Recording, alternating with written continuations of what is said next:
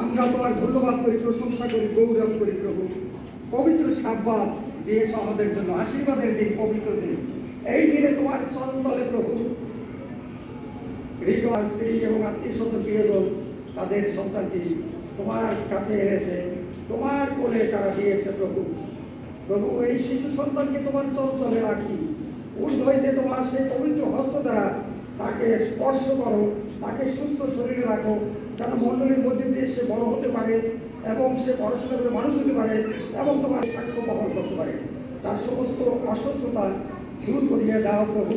তার পিতামাতা যেন সুন্দরভাবে তাকে লালন পালন করিতে পারে। তার দাদু দিদি আছে, তারাও যেন সুন্দরভাবে লালন পালন করতে পারে।